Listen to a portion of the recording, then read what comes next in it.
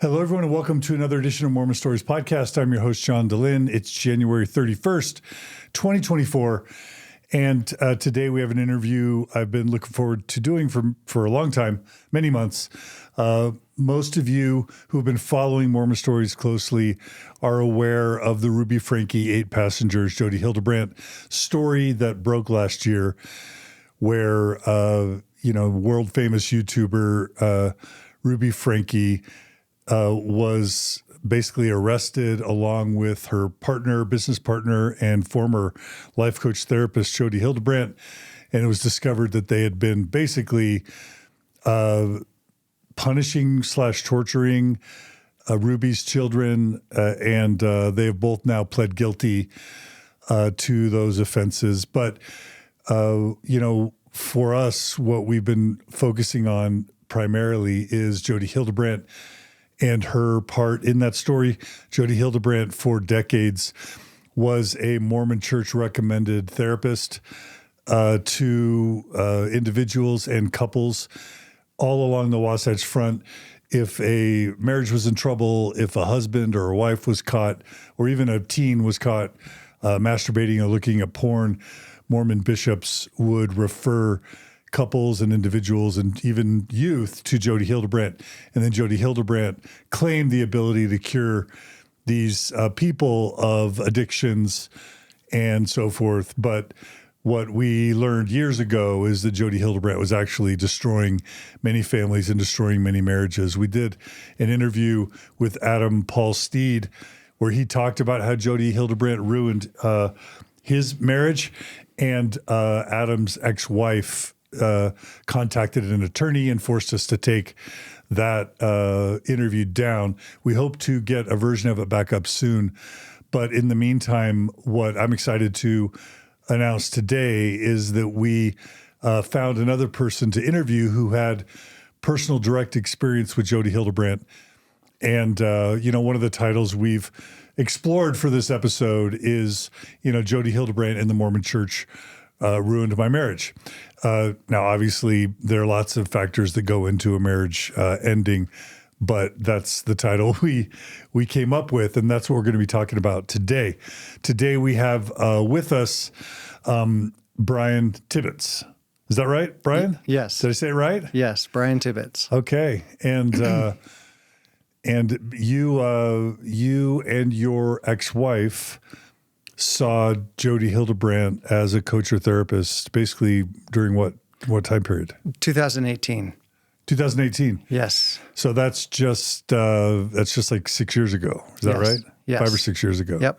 Okay. And so that's what we're going to be talking about today.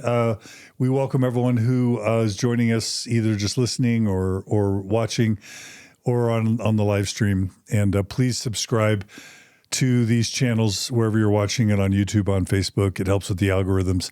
Please like it.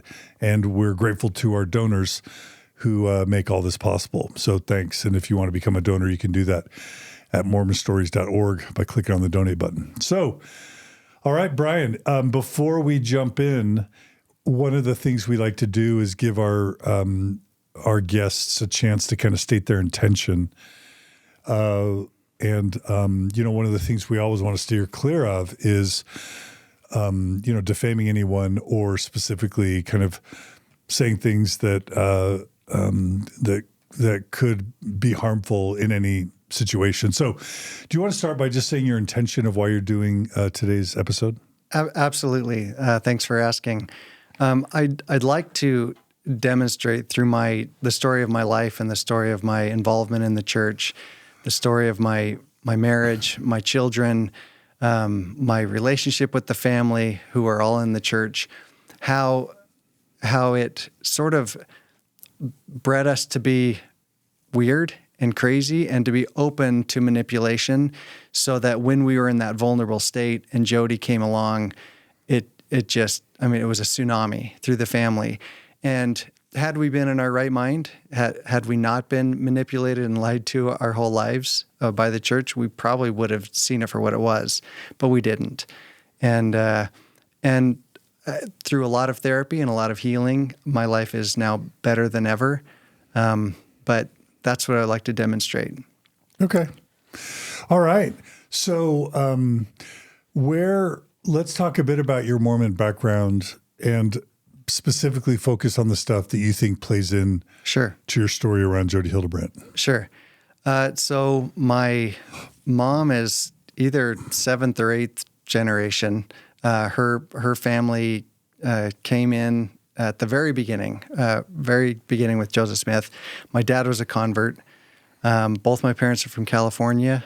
I was born in Nebraska and moved to Utah when I was about 5. So all of my growing up was in Kaysville, Utah. Went to Davis High, and I had normal experiences growing up. I had Bishop. I remember I was a very late bloomer. Didn't hit puberty till I was in the MTC. Actually, What? Literally, Never heard of that. Yes, I started to get my literally hit puberty in the MTC At 19. at night. I was almost 20. We went late. I'll get to that in a moment. I went kind of late. I was almost 20 when I went on my mission. I grew 2.5 inches on my mission. Anyway, I was a very late bloomer, and I remember as a young kid, my bishop asking me if I masturbate, and I said, I don't. What is that? And he said, well, do you beat off? And I was like, what is that? And he's like, well, okay. And I ended up asking my best friend, I was like, what is beating off? And he said, oh, that's when you take a dirty magazine, roll it up, and you hit yourself. And I was like, I definitely don't beat off. And on my next bishop's interview, I was proud to announce that I didn't. And, I had some funny experiences like that, of course, like everybody did growing up in the church, where they wanted to monitor our thoughts and sexual activity. I went to kind of a pivotal experience that happened in my life that led me to cognitive dissonance and questioning myself and codependence. What happened at EFY when I was... And for never Mormons, do you want to tell them what EFY is? Especially for youth. It's a summer camp of intense programming for the members of the church. I believe I've heard that it's very different now than what it was when I was there. But it's for Mormon teens, right? Mormon teens, yeah. Mormon teens. So when I was around 15 or 16, I was at BYU at EFY.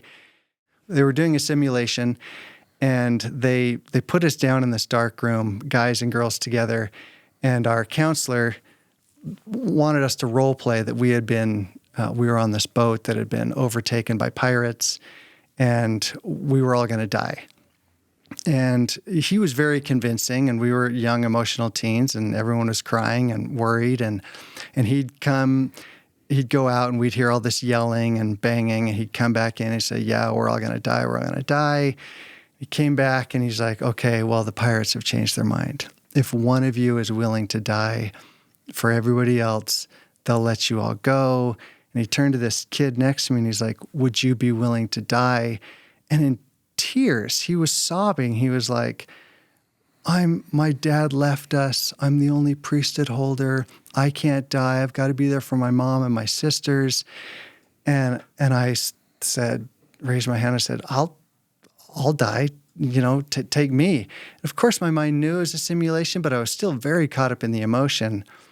And the counselor was like, just like Brian has offered to die, Jesus Christ was the only one willing to sacrifice his life for all of you. And I remember thinking at the time, wait a minute, was that hard for Jesus? That doesn't make any sense. And right at that moment, like Jesus broke for me, but of course the church was still true. I never questioned that. And the irony is it's the Church of Jesus Christ of Latter-day Saints, but as a 16-year-old, Jesus was broken for me. And just explain why Jesus broke for you. It just didn't make sense. What about it? That he would die for everybody and that it was something hard, some giant sacrifice. Wouldn't anybody do that if they could die for the whole world to save them? Like, if anybody actually had that opportunity, I think most people would take it. Also, if he was half God, he kind of had superpowers, right? Kind of. Well, you would imagine. But so just, it was just, it just kind of broke for me of thinking Jesus as a savior. But I didn't question, well, if he's not real, then what about the church? Not at all. The cognitive dissonance was strong. And of course, I still believe the church. Moving on, I started a band with two of my best friends in high school, and we started to gain popularity, and the church gave us notice, or they noticed us, and we ended up singing for EFYs we would do 20 to 30 every summer. We did that for a few summers before our mission. Tell the listeners, viewers, what the group's name was. The band was Colors, and our heyday started in 1994, and we took a hiatus when we were on our missions from 95 to 97. And then we picked it up again when we got back from our missions. But we had the opportunity to travel all over singing for all sorts of youth. And that's why we went on our missions late, because they wanted us to do one more summer before we left. We finished out the summer of EFYs, and then the three of us went off on our missions. And for whatever reason, I was really oblivious to church history and to church doctrine. Well, I know why I was oblivious to church history. It was buried at the time that I was growing up, but church doctrine wasn't. I just didn't pay attention. I was a very, very poor student. I barely graduated high school. It was because of the band I was offered a full ride scholarship at Utah State, and when I graduated, I did have straight A's. I turned my life around. Well, it was my mission, actually. But in the MTC, there was another experience that really broke me and opened the door for later manipulation of my life, getting to Jodi eventually. And what that was, I was talking to my bishop there, and I said, I haven't heard the voice. I haven't heard the voice saying the Book of Mormon is true. I haven't felt the thing that you're all talking about. Of course it's true. I didn't question at all that it wasn't true, but I hadn't received the voice, and I wanted to have that authority of, I know that it's true. I just believed it was true, but I wanted to say I knew it and actually know it. And my bishop said, well, it'll come. What you need to do is you just need to keep testifying. Bless you. You need to keep testifying that it is true, and then it will come. And of course, I didn't know what confirmation bias was at the time, but he recommended read this testimony by Neil A. Maxwell and memorize it and make his words your words. And I did, and I had a lot of experience with performing. I had played in front of tens of thousands of people at this time, so I know how to manipulate a crowd. And I stood up in sacrament meeting, and I used the voice that the apostles use, and I used the inflection, and I gave Neil A. Maxwell's testimony as my own in the MTC. And everybody was bawling, and everybody came up after me and said they had never felt the Spirit so strong. They were so moved. And one sister was like, I didn't know if I was going to leave or stay, but now I'm staying. Thank you. And I was like, those were not my words. And I just moved an entire crowd of people. How? How is this possible? And I prayed. I was like, God, I want to know, I want the answer to why this worked. And I kid you not, I did the Book of Mormon, flipping it through, put my finger down, and after prayer, and I read, and it was the story of Nephi killing Laban, putting on his clothes, pretending to be him to get the plates. And I was like, oh, God uses lies to get what he wants. Okay, noted. And I didn't turn into a liar at that point. I just believed like, okay, we use these words and these words will convert people, and we convert people. That's good. The plan is to everybody to hear it. As soon as everybody hears it, the second coming, Jesus comes, we all win. Great. So we were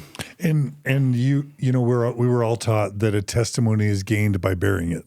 Correct. In other words, you say it's true. You say you know it's true publicly, correct, even when you don't know it's true. Yeah. And that if you, I guess if you say it enough, you'll come to believe it. Well, the confirmation bias, yeah. it works in any category, and the church has monopolized on that, just like many other religions and movements and cults have, and they have it, down to a science. So, yeah, I did eventually come to believe it. Went to Sweden on my mission, and I think the average baptisms per missionary was like 1.5, something like that. And I baptized, I think, like 7 people while I was there. I was very, very successful in using the words. What years were you in Sweden? 95, September 95 to September 97. And I was there, Sweden had just sent home 200 plus missionaries. It was a really messed up mission. And right when I got there, I was in the aftermath of that, and there were very few missionaries, and they were trying to build it back up with really good missionaries that would keep the rules. And do you know why they had sent so many missionaries home? What they had been doing? Just a lot of messing around. There was a lot of chastity problems, moral problems, like missionaries having sex. Yeah, basically. Yeah. Okay. Yeah, I don't know all the rules. They kept it. I don't know all the reasons. They obviously kept it hush hush. I was with an older missionary at one point that took me tracting, and they knocked on a girl's door that had one missionary sent home, and he wanted to see her. I ended up ratting him out, and he got sent home. And I that's like as much information as I know, but. Anyway, on my mission, having great success as a missionary, I started training 11 months into my mission, and I trained missionaries for the rest of my mission. They liked what I was doing, and what I was doing was regurgitating the words that I did believe at this point. But I obviously, something was dissonant in my brain, because I'm using words that weren't mine, and I still have this issue with Jesus. I did struggle testifying about Jesus. I had no problem testifying about Joseph Smith of the Book of Mormon. And I wanted to understand how commandments work. And they really drill into our heads as missionaries to follow every rule. And if you don't, you lose the Spirit. And if you lose the Spirit, you can't teach people. And I was like, well, I want to test this. I tested it in the MTC with Maxwell's words, and that worked. I want to test this losing the Spirit thing. There's always repentance if things go sideways. And I was like, I'm going to break the biggest rule I can break as a missionary that's not going to send me home. And it's not going to be as big as swimming, because, I would never swim, of course. I say that in tongue in cheek, but literally I wasn't going to swim. I thought, I'll masturbate. I've never done it at this point in my life. I'm 20. You had just gone through puberty a year before. Yeah, I was still going through puberty. Yeah. And just discovering all these feelings in my, down here. And I'm like, oh, this is interesting. So I thought I'm going to masturbate. And so I want to understand, repeat why you wanted to break a commandment? You wanted to test? I wanted to test if I can lose the Spirit and still teach, or can I get it back? Every day we have to read the missionary handbook, and it's all about keeping the rules. It's not about bringing souls to Christ. It's about getting the numbers up and keeping the rules. So it was so hounded and so burned into me. I wanted to know, can I actually break a rule, lose the spirit, and still like teach people, or will I lose the spirit from? I'm thinking I'm a great missionary. I'm like one of the best missionaries this mission has.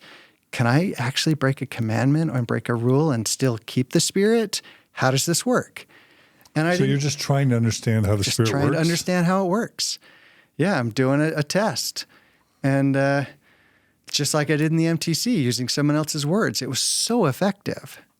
And my whole mission proved that it was effective to just regurgitate what are in the what do they call it? The lessons. And anyway, so I didn't know that it was a really common thing for guys to do, and they could just go into the bathroom for 5 minutes. I thought it was like this really big ordeal, and so I needed to be alone, which is very hard for a missionary to do. But I was way up north in Sweden, like right at the Arctic Circle, and missionary changes, because there were so few missionaries at the time. Where I was, it was like a 10-hour train ride.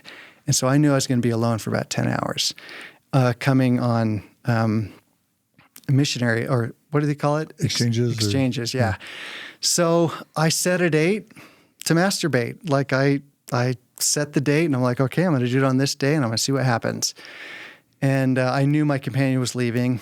That morning, I walked him to the train station, and when I walked back, this is like really ironic serendipity, but I'm walking across the quad in between our apartment building, and like rolling along the grass is this magazine, or pages out of a magazine. And I reach down to pick it up, and I open it up, and it's a full spread naked woman. And I was like, that'll do. Folded it up, put it in my suit coat, and I walked up to my apartment, laid it out on the bed, figured out how it worked. And when I was done, I threw away the magazine and got down on my knees and prayed. And I was like, well, feels like how it's always felt. Things don't feel different. I was reading my scripture and I thought, this is fine. And my new companion came the very next day. We were out tracting in the evening, and while we were talking to my companion was talking to this person, I felt the Spirit told me there's somebody who needs help behind this building, and I kept having this gnawing feeling like we need to help somebody. We need to help somebody. I now know I have very sensitive hearing, very good hearing, and she was just crying very lightly, and I was hearing it over the conversation. But I walked behind the building and found this 80-plus-year-old woman that had slid down this icy hill and broken her femur. Sent my companion out to call 911, or the Swedish version of that, and carried this woman out, and we saved her life. And I was like, oh my gosh, I broke this rule. I still have the Spirit. I saved a woman's life. Commandments must be like speed limits. They make a lot of sense in the city, a lot of sense. But out in the countryside, in the open range, you can speed. It's not hurting anybody, and it's fine. No harm, no foul. No harm, no foul. No harm, no sin. No harm, no sin. Yeah. Okay. So I had this. I had another break in me of like, well, commandments, they're guidelines. They're not. And I was like very naively happy to tell this to my mission president of what I had discovered. And he threatened to send me home for what I had done. And he really, really shamed me. And I learned at that point, oh, yeah, leaders don't understand. Never again will I tell. And I did make that mistake a little while later, returning home from my mission, going back to college. One night with this girl, we ended up petting, and I turned myself in to the bishop, and I was the Sunday school president at the time, and he shamed me so hard. And it was at that point I was like, never again, ever will I tell a bishop. I'll just keep it between God and myself. And he didn't put the fear of God in me. He put the fear of shame in me. I didn't feel any shame from God. Like, to me, it was natural. Anyway, so I meet my ex-wife at Utah State. We get married. I gotta say, go Aggies. Go Aggies, yes. We were both virgins at the time. We were keeping all the rules and doing everything right.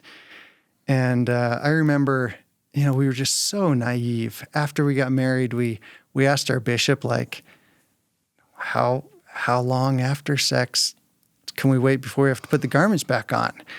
And he was like, well, it depends on the people, but you should never sleep naked. You should always put it on eventually. And okay. And, and we asked about oral sex. Like, is that okay? And he's like, no, that is not okay. You should not be doing that under any circumstance. And there are some positions you should avoid. And, we followed it. We followed it to a T. And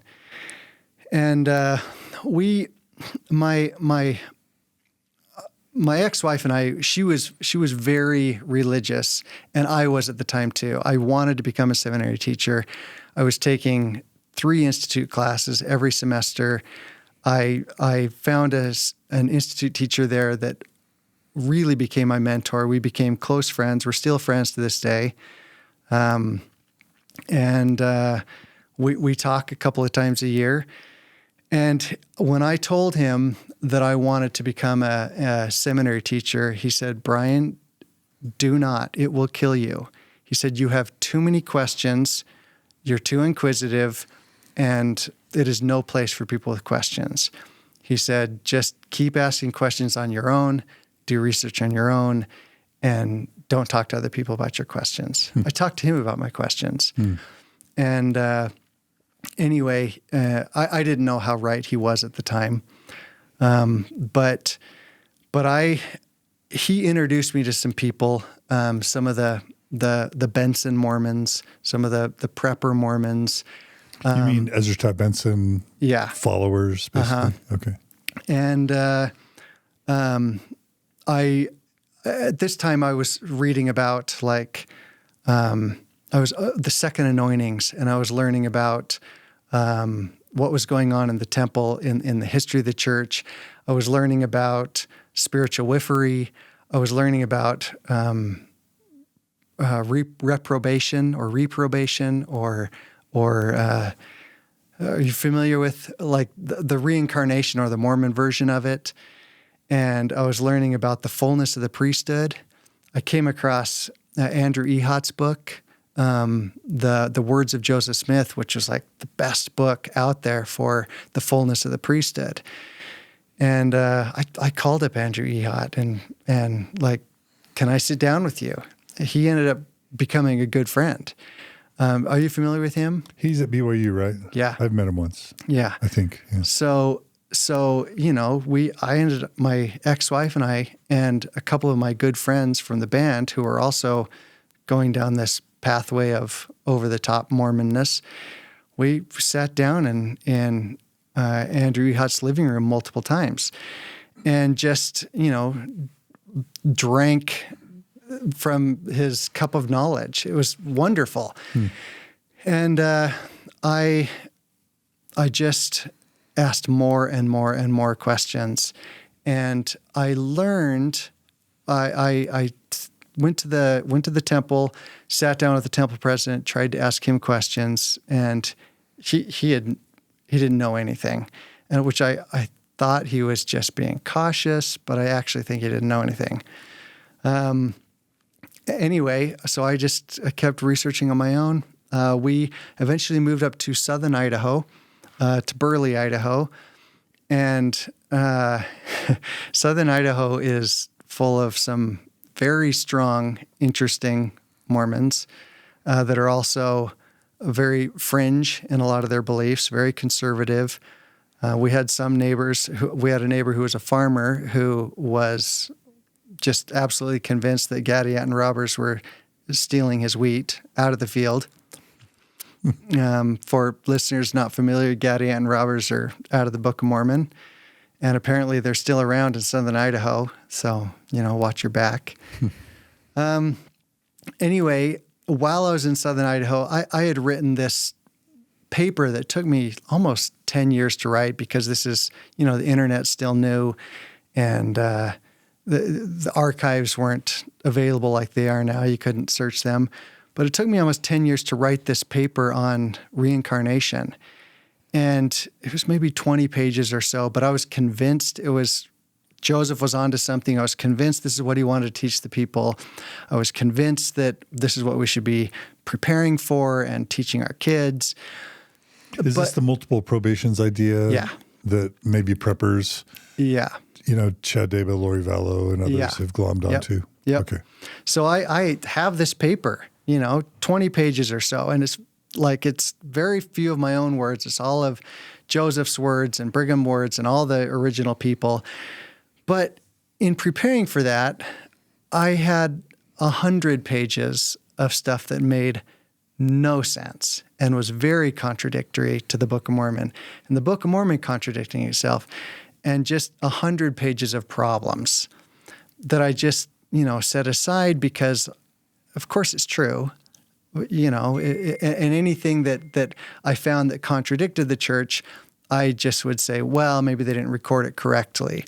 But then in my studies, I'd hear with the Adam God theory, in that same discourse that Brigham Young gave, the church is saying, well, it's not true, but they're using words in that same sermon later, quoting it as church doctrine. I'm like, well, how do they know what's true and what isn't true? And there was just 100 of those things that came along in my research. And in 2006, I'm working for the city of Burley at this time, and I'm walking through the council chambers, just with how do I reconcile this? All these questions, and I can't ask anybody. I brought some of the questions up to my ex-wife, and she was uncomfortable even discussing them. And I talked with them with some of my best friends. They were also uncomfortable to talk about some of my concerns. And I was just pacing in the council chambers, and I said out loud, what if it's all bullshit? And immediately I lost all the energy in my body. I just felt weak. And I was like, oh my God, it is all bullshit. Oh my. And I gathered that document of 100 pages of problems, and I just started pouring over. It's like, oh, that's a lie. Oh, that's a lie. Oh, he was caught in a lie. Oh, there's another lie to cover up this lie. Oh my gosh. Oh my gosh. I can't ever tell anybody because the church is so wonderful. It makes people better. It's so great. I love going to church. I love singing the hymns. I can never tell anybody. And so I just filed that away and I hid it. I buried it deep, and I was a model of codependence. I hid it. I was stake president and the stake presidency secretary. I was there with the high council, every Sunday, and just let's continue the church. Let's grow it. And I thought I could do it for the rest of my life. And 10 years later, 2016, I'm with my family in China. We set up a joint venture over there and brought all the kids. And I am intensely suicidal. I wrote a suicide note to my ex-wife on the 24th of January on my birthday. And I was going to jump out the window of our 16-story apartment and leave this world. My whole life was so upside down from living that lie for 10 years. And I left the letter for her, and I was standing at the window, and just like in the council chambers, the revelation of wait a minute, telling telling the truth will be easier than death. And I was so relieved and also still horrified. Like, I really thought suicide was going to be easier than telling my family, but I had to say it out loud. Like, telling them will be easier than death. I ripped up the letter and I decided to tell my wife, and I didn't until October. Like, it took me from January till October to actually tell them. And my family was with me in China till July. My youngest child got really sick. We didn't know what the sickness was from. We do now. It was from something we were feeding him that we thought was healthy but wasn't. And anyway, so my whole family was back in Burley, Idaho. I was in China. Can I ask, Go. What you say living the lie was making you want to die? What about living the lie? And when I assume you say the lie, you mean living as if you believe the church, Mormon church is true when you don't believe it's true? What about that made you feel like you wanted to die, if you don't mind trying to describe that? I'm a really transparent person. I don't like to bury feelings. I like to speak openly. I like people to know what I'm thinking. I like to know what people are thinking. I don't like to, I don't lie well. I don't hide well. And it was a full-time job to hide my disbelief. I'm using the words to my own children in family home evening, bearing my testimony, and seeing my kids' eyes just light up and glow, and knowing, not deep down, knowing right here on the surface, I'm feeding you bullshit that I don't believe, and you're glowing. That's what it was. And every Sunday, John, I was a 100% home teacher, 100% until the month that I left the church in October 2016. Meaning every month you would visit your families that were assigned to you. Every single month. I was the only 100% home teacher I ever knew. When I was in China, our church was over the phone because we couldn't meet. The whole country was one ward. I had 22 families to home teach. It was a full-time job, and I'm bearing testimony to these people, multiple times a week. And I was doing it so completely. I didn't become a Jack Mormon or a lazy Mormon. My ex-wife and I were over the top. So you're saying lying to your children, sort of indoctrinating them when you know you don't believe what they're getting excited about believing, Yeah. and then lying to your ward or branch, lying to all the home teaching families. Correct. Just, you're saying telling all these lies was psychologically wearing you down? Absolutely. And were you living a double life, if you want to share that? Like sometimes people secretly drink or secretly do drugs or secretly. So starting in 2009, I want to say, around 2009, I started to have coffee when I would travel, have a cup of coffee. We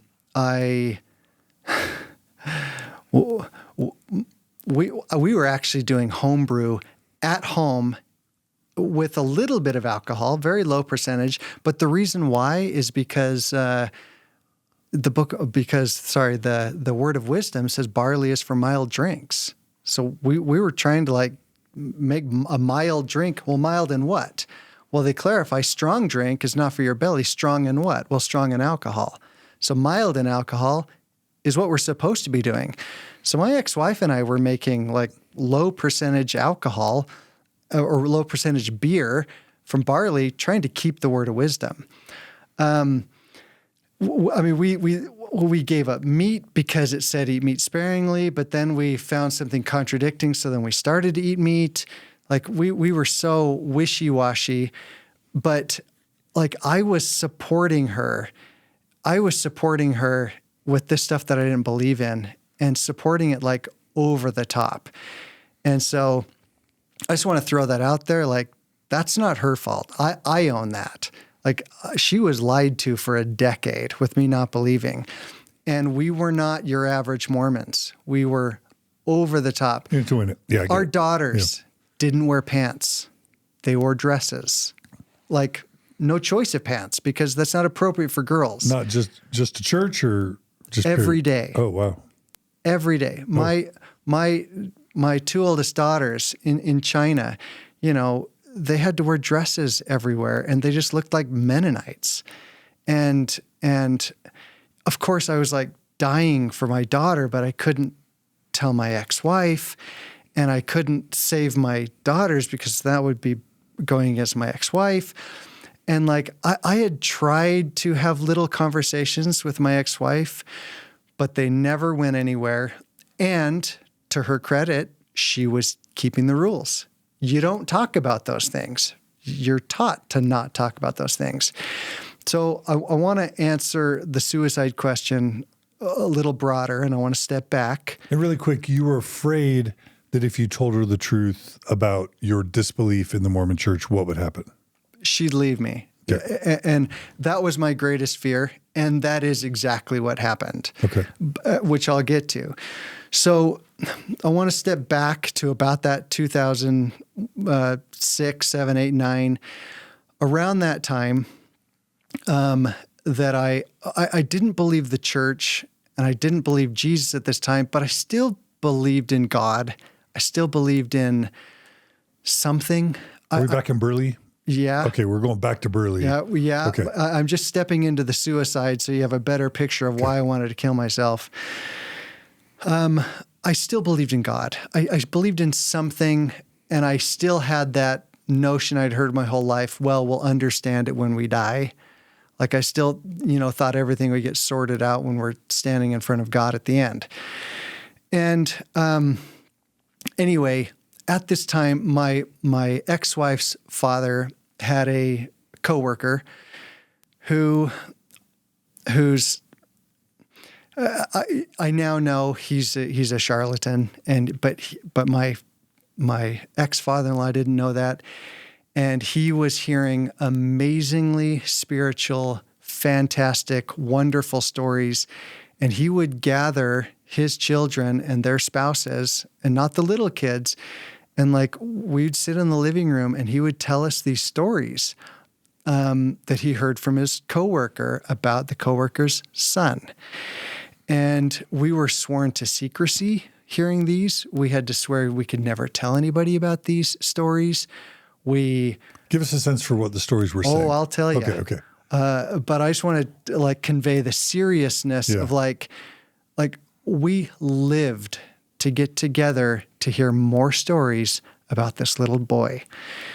And this little boy was literally like hand-to-hand combat Satan in the streets. He was casting out devils.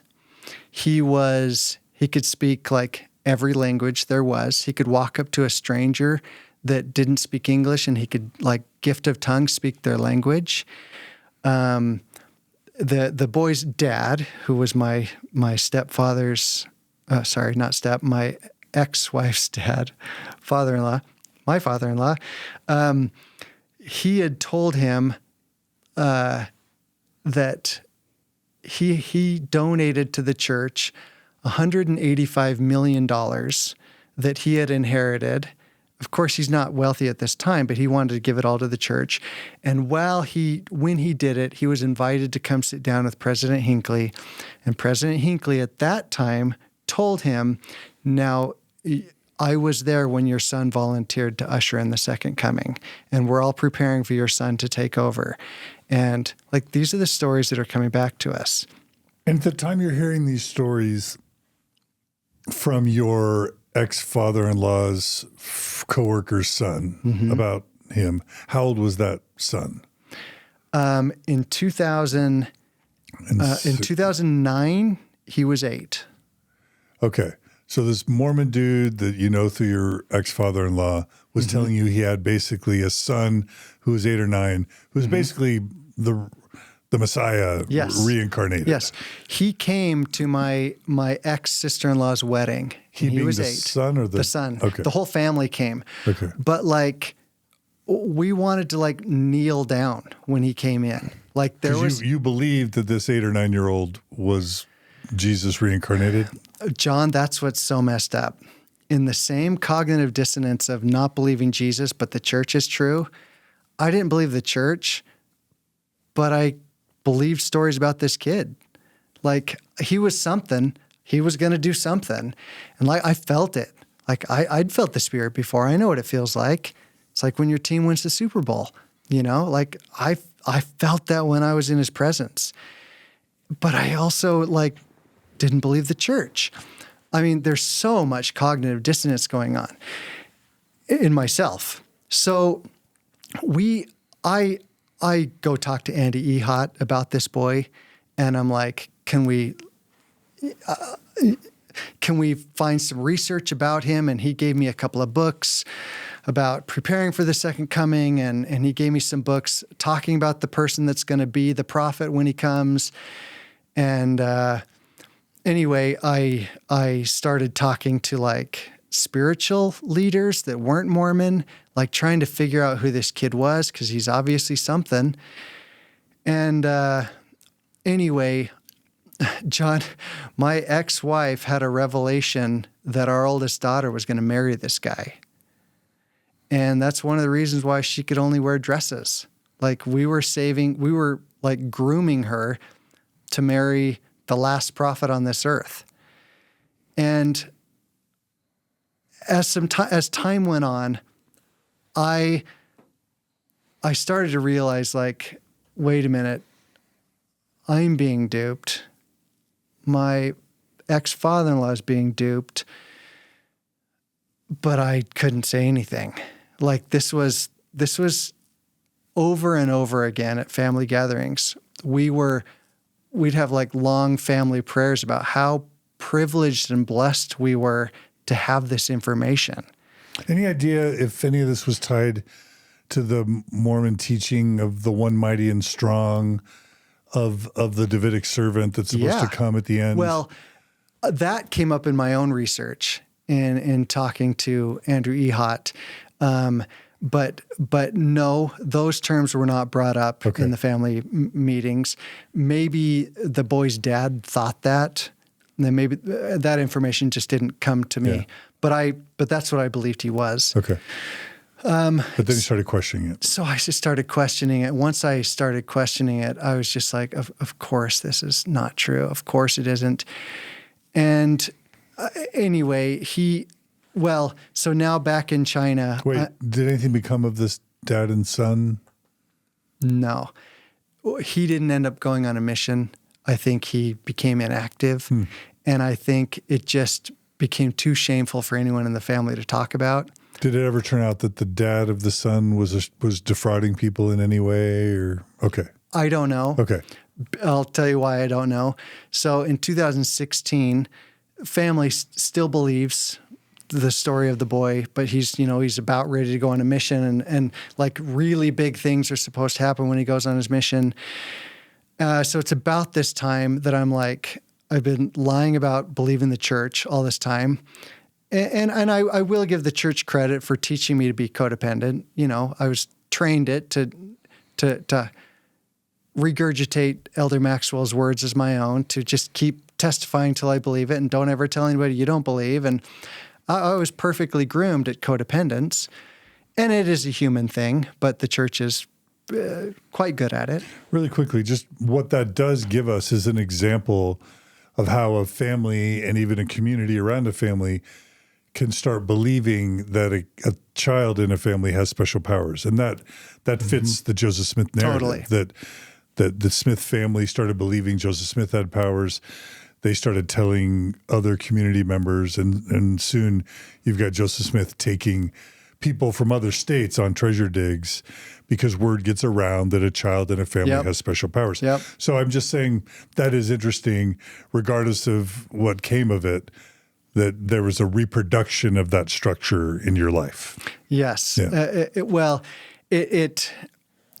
Being raised believing the church, you're so ripe for any sort of manipulation or being taken advantage of. So here I am in China, like my whole ex-wife's family believes this very weird stuff. They all very much believe the church as well. I've been hiding it. And like, it's not just telling my ex-wife I don't believe.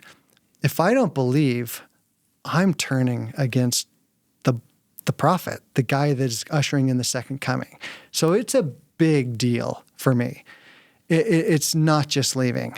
Like, I am giving the middle finger to her whole family. And I really, truly like love and respect my ex-father-in-law. He's a wonderful man. And her whole family, her sisters and brother, they're wonderful, wonderful people. I'd never want to hurt them. And I love them and respect them as people. But they were just believing this, such a story. So what'd you do?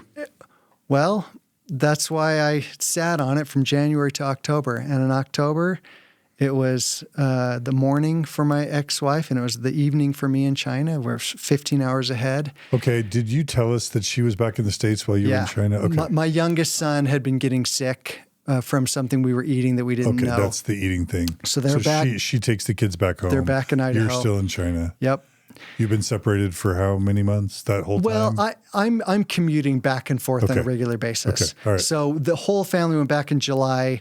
I spent a month with them. I came back and forth. So I hadn't been gone very long. Okay. So this is over Zoom where you're talking to your wife? Or? Phone. Okay. So phone. a FaceTime. Okay. And I tell her, I'm so sorry, but I have to be honest with you. I do not believe the church. And I drink coffee when I travel. And I have real beer. By real beer, it's beer that you buy at the store, not the weak stuff we make at home. And I masturbate when I travel. And she was, of course, absolutely heartbroken. And she didn't want me to tell any family yet. I had sent an email to my parents, and she had asked me to unsend it. And I was the administrator of their email accounts at the time. And so I was able to go in and delete those. And she didn't want me to tell anybody till we could like figure this out. And which makes sense, of course. But she started talking to my niece, my niece by blood, so her niece-in-law. And she's just a little bit younger than us. And she started talking to her about what was going on. And she told her about the masturbation and the hiding. And this niece said, well, you need to talk to our therapist. She knows how to tune a guy into shape. The therapist is Jodi Hildebrandt. And so what year is this? 17? This is 16? The fall of 2016. Okay.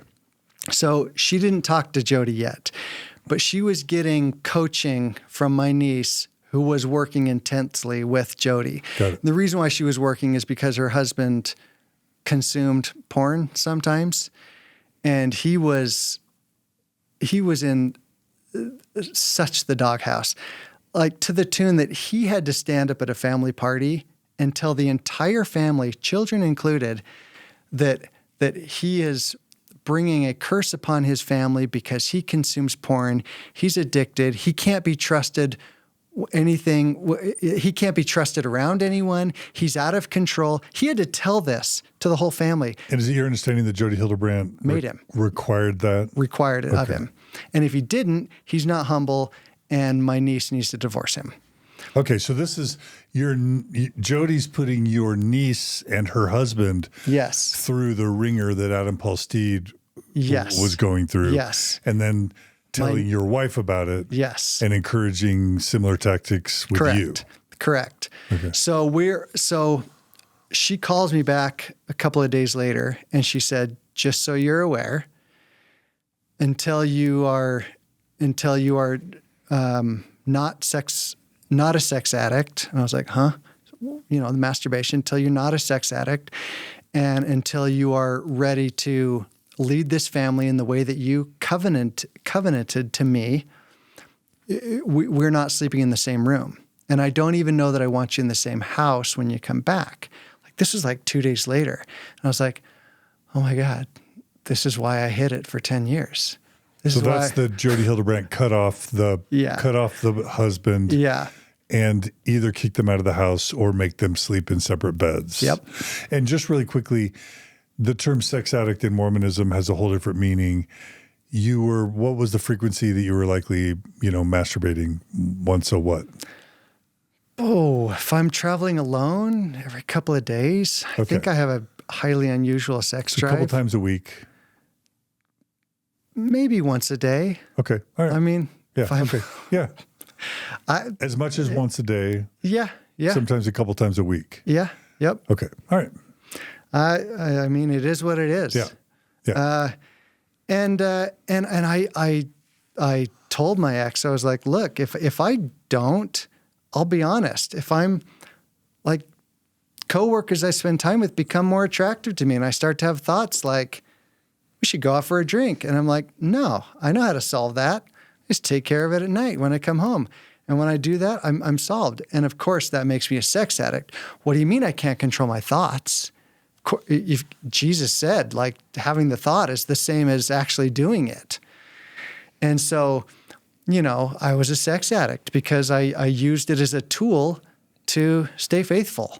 Yeah. And but according to Jodi and according to the church, like, that is breaking a commandment. That's not staying clean. That is it. I mean, to abuse yourself is as bad as abusing somebody else. And so anyway, so I'm traveling back and forth to China.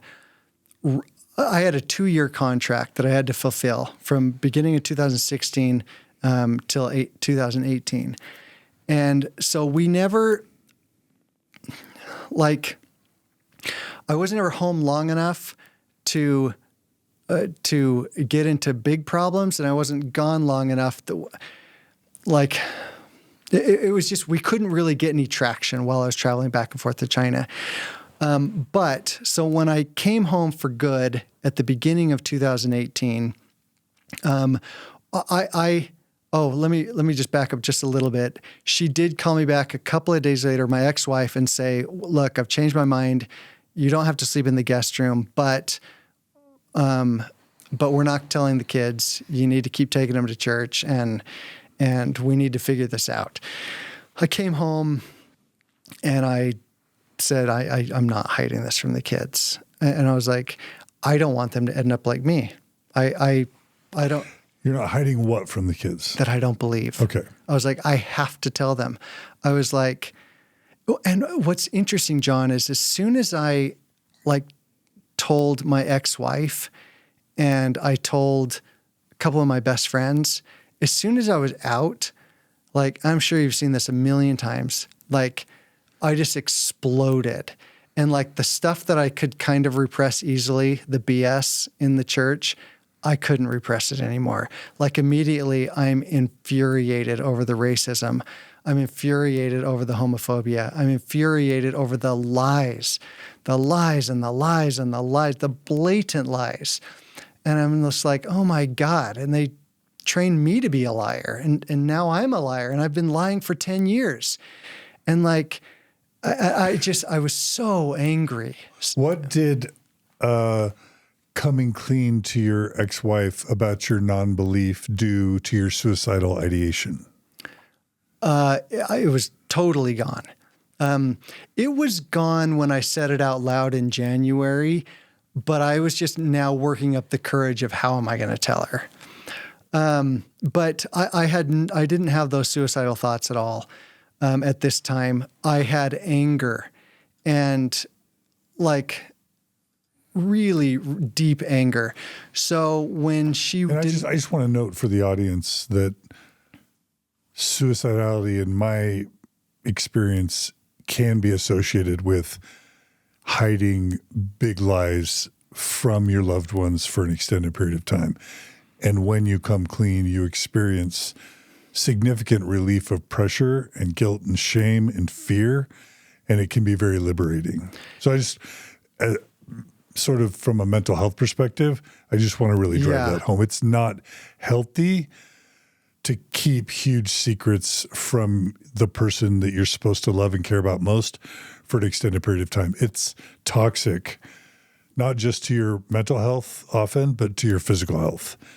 And it's, it's worth noting. People often say, I don't want to blow things up or hurt their loved one. Mm-hmm. But sometimes hiding for a long period of time blows things up for your mental or physical health, but also leads your spouse to eventually think you've been hiding and lying to them, which is really what causes the blow up. It's not so much, they're not excited about the fact that you don't believe, but they feel like you've betrayed their trust when they find out that for 10 years you not only not believed, but you were hiding these behaviors from them. So the hiding is often the really damaging, fatal part, not the actual information. So keep that in mind, audience, as you're deciding how long you maybe feel like it's a healthy thing or a worthwhile thing to keep those secrets deep down. Absolutely. And it was so liberating. It was hard to focus on how liberating it felt because I was so angry, and I was just allowing myself to be so angry. Just a quick note to the mental health that you brought up. I started journaling when I was 8 years old, and I filled up 6 physical journals. And in 2011, I started keeping on a Google document. I have several thousand pages of journal. And John, from 2006 to 2016, I almost have no memories that I can recall in my head. When I read my journal from that time, it's like, who wrote this? I think I was like losing my mind from the hiding. My brain was so messed up during those years of hiding. I couldn't log memories well. And I was going back through my journal to prepare for this, just to be clear on some details. And from 2006 to 16, I don't know who wrote that. It wasn't me. It's not the guy that's sitting here. Physically it is, but not mentally. After I did come clean and tell my wife, my sharp memory was back, and I remember things very clearly from that time forward. And that was a wonderful, wonderful relief. So when I'm back in Burley now, and I'm telling my ex, I can't hide this. I have to tell the children. There's no more hiding. And I did. I told all 6 of my kids, and I said, from now on, you have the choice if you want to go to church or not. And a couple of them, one of my sons was like, great. And he never went back to church. And he just wanted to stay home and did. And all the others would test with it. They'd try it out. They maybe not. My 2 oldest, officially kind of announced maybe a couple of years later. Another one, after listening to Mindy Gledhill's story, they love her music, and listening to her Mormon stories pushed another daughter over the edge. But so we're now in 2018, and we are still very, very strict parents. And our kids don't have phones. They don't have access to the outside world very much. We lived in this big, giant mansion in southern Idaho that looks like a slave plantation. And we still kind of refer to it as the plantation because metaphorically we were all enslaved there. And my ex-wife and I we were just out of our minds and how over the top we were with how strict we were with the kids. And they were provided secret phones by family members, and they had kept them hidden from us for a while. The niece that was working with Jodi caught wind of it, and she sat us down, and in honor of Jodi and 100% honesty, and she said, you have to know that, Brian's family has provided phones for your kids, and they're talking to grandma and grandpa unauthorized and to cousins that they shouldn't be. And she turned on the family to tell us. And so, it was a big to-do. And that's when we reached out to Jodi. We're like, well, we need help because we have these kids that are now out of control and they're being manipulated by grandparents. The grandparents were not manipulating my kids. They were saving our kids, saving them from us and our craziness. And of course, this has got to be hard for my kids. It's got to be hard for my ex-wife because, for 10 years, I'm supporting this BS, and on a dime, I'm now not supporting it. But I still want my kids to, keep the family rules, and until we can change the family rules. So we meet with Jodi, and we. So is this the first time you meet with Jodi? Now we start meeting with Jodi, not about marriage stuff. Okay. It's for kids stuff. So do you want to talk about who reaches out, how you meet her, where you meet her, first how much it conference costs? Call. So we ended up spending more than $30,000 with Jodi. Okay. Over how long? From 2018 to 2000, probably the end of 19. I'll get to that. So around a year, around maybe a year and a half. Under 2 years, about a year and a half. You spend $30,000? Yeah. With Jodi Hildebrandt? Yep. Okay. Yep. Okay. So let's talk about your first reaching out to Jodi. So we reach out to Jodi. Through email or phone? Phone. Okay. Phone. You're in Idaho or Utah? We're in Idaho. Okay. We're at the slave plantation in the backyard. My ex-wife and I were both on the phones, and my niece put us in contact with Jodi. Jodi calls. This is the big call.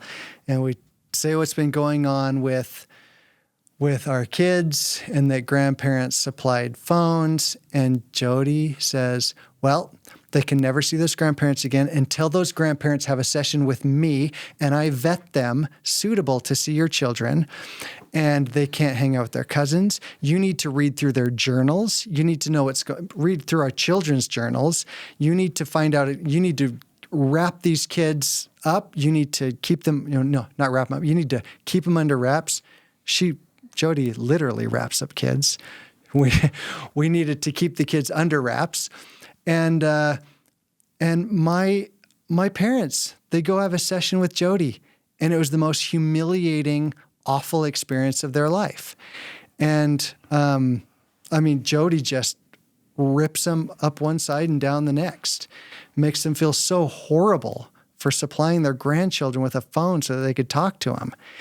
And I was kind of oblivious to how bad things were for my kids because I was traveling back and forth to China. I'm not innocent, but I was blind to it. And I was so wrapped up in my own faith crisis, I didn't see how much my kids were crying out for help. But once we started talking to Jodi, we didn't double down, we tripled down trying to follow this professional's help. And we made family members talk to Jodi before they could talk to our kids again. And so can you try and help us understand the relationship that Jodi forged with you and your wife? So in a regular, healthy, professional, ethical, mental health context, husband and wife are adults. Their obligations are to themselves and to each other. And then a therapist is there to work within the values of the couple to help them achieve their goals. Can you talk to us about your meeting with Jodi, how she sets up the relationship with her, Yes. what her role is, and what power she asserts in your relationship? It was my experience that she was never interested in helping us achieve our goals. She was interested in helping us achieve her goals, only her goals. And what were those? That children will be controlled and monitored all day, that nobody shall have contact with those children unless they've been vetted, unless they're totally honest. And by vetted, like meet with her and get vetted. And the way that my parents were vetted is they showed up to Jodi and they apologized and they said they'll do whatever Jodi said. And when they left, they're like, to hell with that. This woman's a whack. And my parents are still active. They're believers. But they saw right through her. And they tried to tell me, and they tried to tell my ex, like, Jodi's crazy. But we believed her. Like Jodi was at the level of craziness that we were. Now, I was a crazy Mormon, but I left that, but I was still a crazy parent. I was over the top. And so she fit that MO of over the topness, and she had a plan for us. Like bedtime at this time, kids up at this time, you make them write in a journal and you read that journal. And we were following Jodi's rules. What was her goal? John, I don't know. No. You're hiring her. You're paying her. She tells you what outcome was she telling you she would help you achieve? This is going to make kids be honest, and it's going to make them be responsible, so that they can honestly connect with themselves and connect with the world around them. So you're going to make your kids ethical, honest, responsible kids. Yeah. Through her intervention. Correct. So she's saying cut off the grandparents. Yep. So she wants to meet with the kids. And about this time, she says, my ex had a private conversation with Jodi. And Jodi, I get a message from Jodi saying, we need to talk. And it's at this point that Jodi informs me the reason why my kids have misbehaved and the reason why they accepted phones from my parents and the reason why my family has problems is because of me and my sex addiction and me leaving the church. And so we have, she tells my ex-wife and me that I have to put back everything I stole from the family, and I stole the family culture. I brought a monster into the house. Meaning what? The monster of disbelief, of being able to leave the church, of whatever. But I brought a monster into the house. I had to put it all back, and I had to go through church court, and I had to come back into the church in full fellowship before I could see the kids. And she wanted me immediately separated with the kids. So was your main offense not believing in the church? Yes.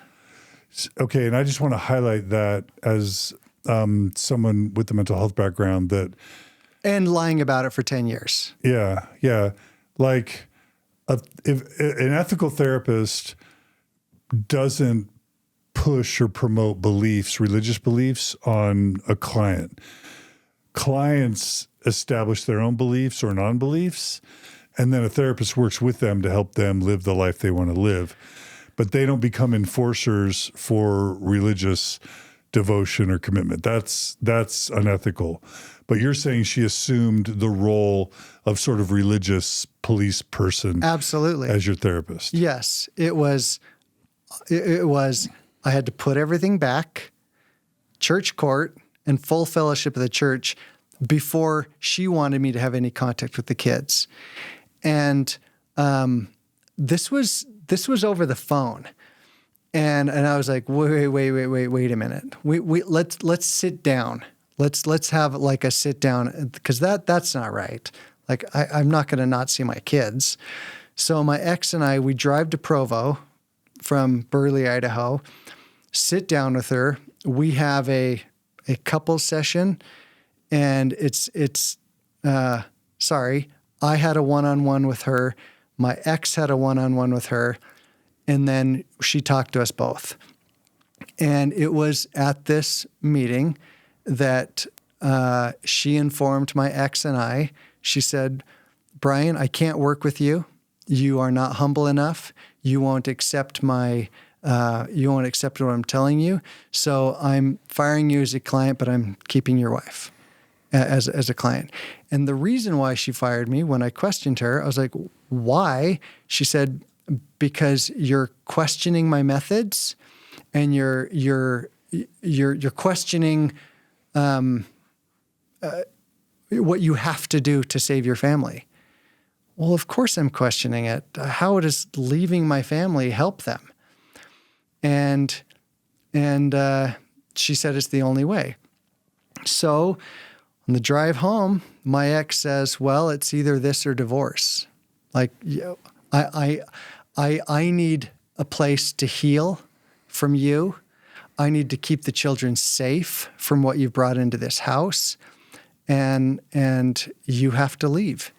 Leave the house. So, and I said, Jodi Hildebrandt's encouraging your wife to kick you out of the house for the offense of losing your faith.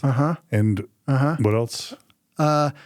Losing my faith. What about the masturbation porn stuff? That's all. Like, I think in Jodi's mind and my ex-wife's mind is I left the church because I was masturbating, because I was sinning, so I lost the spirit. I think that's how they thought it, but to me, that had nothing to do with that, obviously. But I said, I'm not going to leave. But my ex-wife moved out, and she moved in with some family, and she took the kids. And she still wanted to stay together. But she started working with Jodi. And at this point, Jodi was the first therapist we worked with. And over the next couple of years, we worked with 9 more therapists.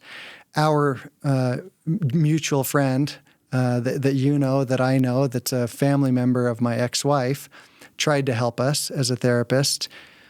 And the idea that Jodi put into my ex-wife's head was that all the problems were my fault for bringing this monster into the house and for me changing faith dishonestly.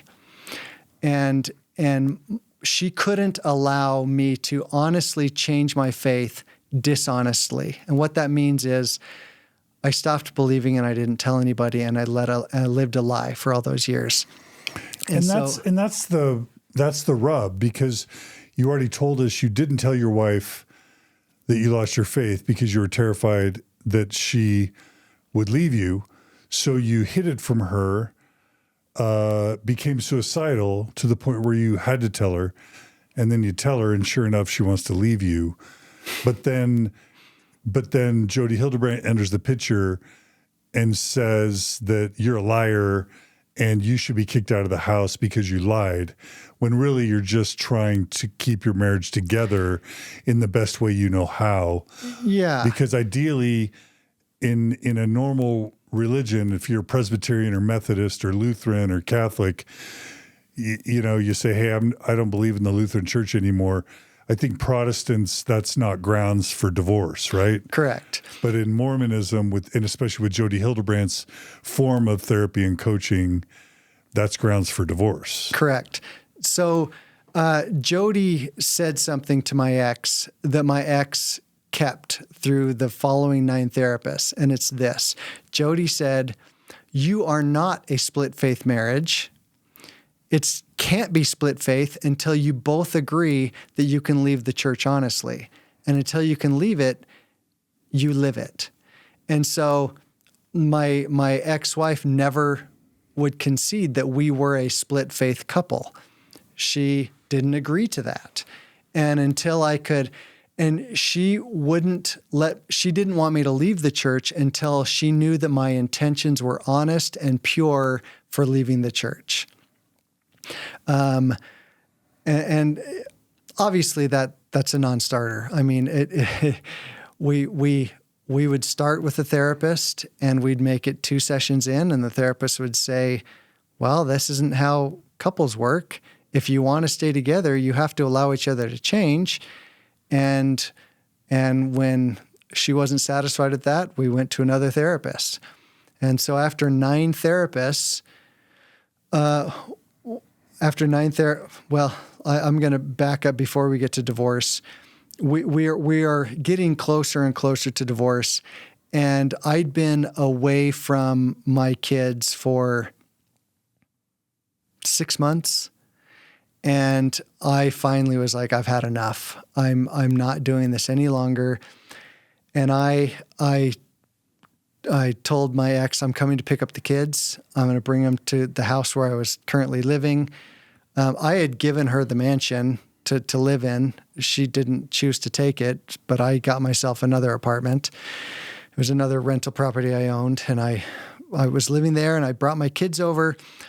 And I found out at that time that my kids were working with Jodi like several days a week. And Jodi had my son, who was under 18 at the time, talking to like registered sex offenders who were having incestual fantasies, talking to my son about this. Okay, so just to be clear, my understanding of Jodi Hildebrandt's method is she would start off an individual one-on-one or couples therapy. Then she would try and split the husband from the wife, do lots of one-on-one coaching or therapy with the wife. Correct. Get her to hate the husband, get Correct. her to want to punish the husband. Correct. To split from the husband, to kick Correct. the husband out. But then anyone involved who needed additional support to make more money, she would start these support groups that were either the quote addicts, which could be pedophiles, which could be sex offenders, or it could just be a teen kid that is confused or was caught, masturbating one time, or an adult husband. They're all in these support groups that weren't actually led by Jodi, but were led by former addicts or former participants in the program. So it sounds like Jodi convinced your ex-wife to put your kids in some of these support groups that were super expensive, where your kid may have, confessed to masturbating once, and he's literally in a support group with adult pedophiles or sexual predators. Is that, I'm not trying to inject that into your story. That's just the pattern I've heard. Yes, that is correct. And my ex was seeing Jodi the entire time we went through the 9 therapists. So she would report to Jodi what the new therapist was saying, and Jodi would inform my ex how wrong they were and that they didn't know their stuff, and that if we do that, we're headed for disaster, and it's dishonest. And Jodi had nothing complimentary to say about normal health professionals or normal therapists. So that's where all the money went. I think she was talking to Jodi on a daily basis, like 5 days a week for, several $100s a session. And I didn't know this until I threw in the towel. I picked up the kids, found out how much they were meeting with Jodi, and I told the kids, you do not have to do Jodi if you don't want to. And my 3 oldest kids were like, thank you, we do not. She's crazy. And they started telling me horror stories about what they were hearing in her classes or in her sessions. And so they stopped with Jodi immediately. And I told my wife, I said, I want a divorce. I'm not going to not see my children. And I'm not going to, if we're going to actually work on this marriage, I want to be in the same house. If we're not in the same house, we're not working on the marriage, we're working on divorce. And so I said, we're done. And I, like on a rebound, like started dating a girl at this restaurant that I owned, like right away. And before the divorce? Oh yeah. Like I'd left my wife. I said, we're done. If we're not going to be in the same house, if I can't be with the kids, we're done. There's no world that exists where living in separate houses is called working on a marriage. There isn't. I've never raised my voice. I've never laid a finger on my wife or children ever. I'm not violent at all. I don't have a violent bone in my body. So like, why do they need to be in another house on the other side of town to be safe? No, that's just rhetoric from Jodi. And that's, and I just want to, because this is about Jodi Hildebrandt, I just want to really take our time to identify the tactics. And in this case, because the Mormon, and you also wanted to make sure we didn't put all this on Jodi, it's the Mormon Church and its teachings too. I just want to give people the education, if it's okay. Sure. So the Mormon teaching that comes from the Book of Mormon is that sexual, quote, sin, which is any sexual behavior outside of heterosexual marriage, is a sin next to murder. And so Jodi would glom onto that, make a wife feel like her husband and her teen children are either committing sins next to murder or coming close to committing sins next to murder, that if Jodi didn't intervene, they would end up in jail or as drug addicts or as prostitutes or dead. So Jodi would terrorize often the mom.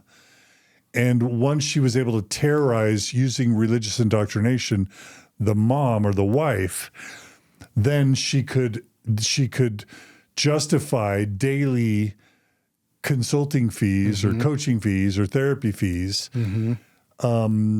and the group fees. And that's how she was getting literally tens of thousands of dollars a year from her clients, which is what allowed her to buy a $3.1 million, residence in Ivins, St. George, Utah.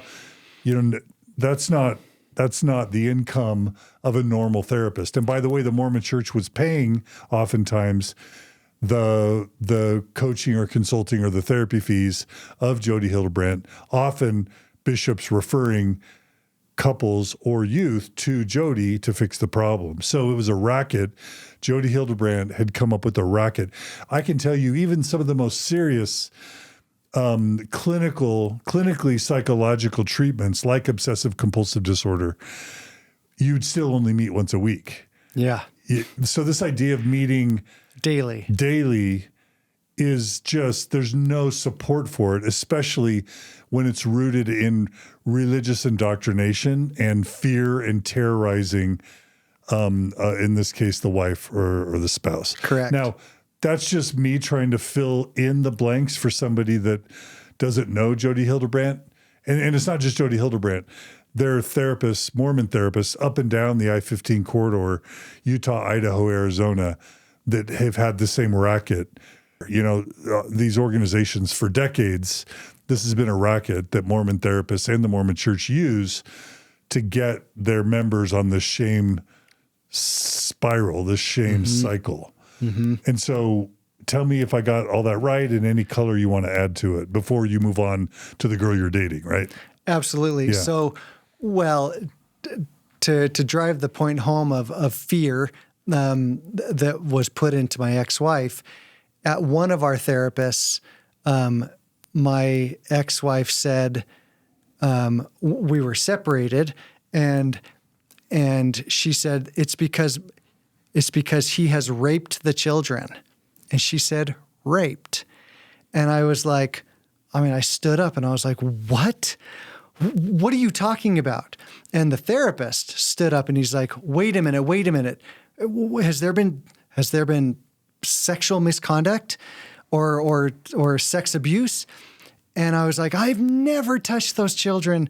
And she said, well, yeah, he hasn't physically raped them, but he has spiritually raped my children. So Jodi Hildebrandt would encourage the use of the term rape Yes. as leverage Yes. to help drive wedges between husband and wife, and eventually, as we saw with Adam Paul Steed, to become fodder for litigation Yeah. once there were Yeah. separation or divorce proceedings. Yes. Is that right? Yes. So you're, in effect, being called a rapist. Yes. Yeah. Of my own children. Yeah. And thankfully, that therapist was very stern in saying, you may never use that word again to my ex. You cannot say that word under any circumstance. It didn't happen. There's no such thing as spiritual rape at all. And anyway, so we're separated. I started dating someone, and it was maybe a month later that my ex said, "Look, I want to change things. I want to get back together. I'll let you come back into the house, and let's just get under one roof and let's see if we can fix this." And I said, "Great." And we got back together. This was in Christmas of 2018. And So you and your wife reconciled? for a moment. Okay. Yeah. We were together, and I thought she was done working with Jodi at this time, but she wasn't. She was still talking to Jodi. And I moved back home. We shared the same room and bed for about a month. And then...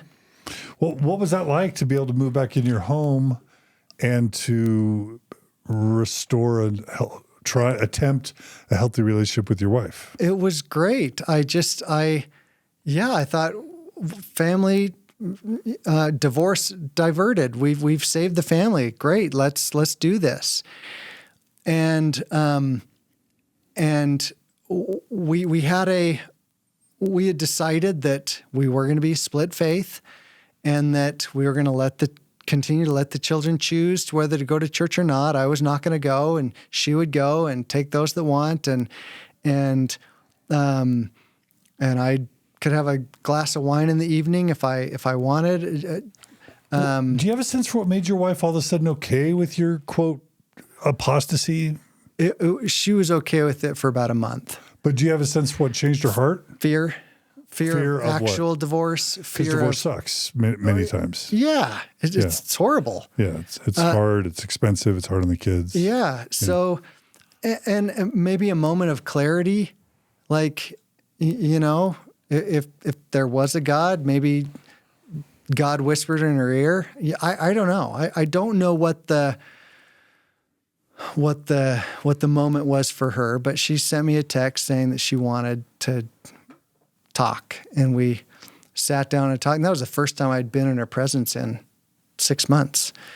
Anyway, after about a month of living together, she asked me if I'd move into the guest room just until I had either my sex addiction under control, or I had a professional that vet me that it isn't a problem, that I masturbate when I travel. So your wife was frustrated or angry. And by the way, the Mormon Church has taught for decades that masturbation's evil, that masturbation's sinful. There's an understanding that's spread among Mormon women or husbands that masturbation is almost the same as infidelity. Yeah. That it's a perversion, it's deviant. Spencer W. Kimball, the Mormon prophet, taught in Miracle Forgiveness that masturbation was evil. As you mentioned, bishops grill youth and adults about whether or not they masturbate. About the little factory. Yeah. And Boyd K. Packer and all that. And so somehow in this month where you're trying to reconcile, your wife learns that you're still occasionally masturbating, and she's saying, "Okay, back out of my bed." Yeah, back out of the bed because you're an addict. Yeah, and in my mind, I was thinking okay, we can talk to some professionals and put forth the evidence to her that this isn't a problem, this is normal, and in fact, some say it's healthy. And that this is a normal part of the human existence. And that's what psychologists would say. Yes. And I knew that, because we'd been through 9 therapists. Yeah. And so I just thought I just need some time to put forth the right amount of evidence that this is going to work. And then, but then, like, once we were separated, I was in the other room. Then it was like, oh, I'm still uncomfortable with the kids seeing you drink a glass of wine. I don't want to see the coffee maker in the kitchen. I'm uncomfortable with that. And, I'm trying to keep the family together. So I moved the coffee maker out, and then I'll have a glass of wine after the kids go to bed so they don't see it. And then she didn't want any wine in the house. And then it got back to, you know what? I do want to stay together. I just need you to put everything back. And after you've put everything back, and like the whole family's calm, like, because some of the kids are not going to church. Like, once everybody's going to church and their heads are right, then let's make like a more gentler exit for you. And I'm like, babe, there's no putting it back. Like, and our mutual. So putting everything back means what? Taking the kids back to church. Like, you putting your doubts back in a bottle, hiding, going back into hiding mode with the kids. Okay. Like putting it back. Our mutual friend, who is a relative of hers, had a great euphemism for that. She said, you can't put toothpaste back in the tube. It's impossible. And I just, like, we went back and forth on this for a couple of months. I just would say, I can't put it back, even if I wanted to. Like, the cat's out of the bag. Pandora's box has been opened.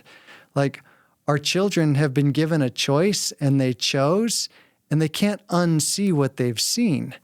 Like, my daughter listened to the Mindy Gledhill Mormon stories, and came to me and said, Book of Abraham, like, what's that all about? Mindy kept talking about it.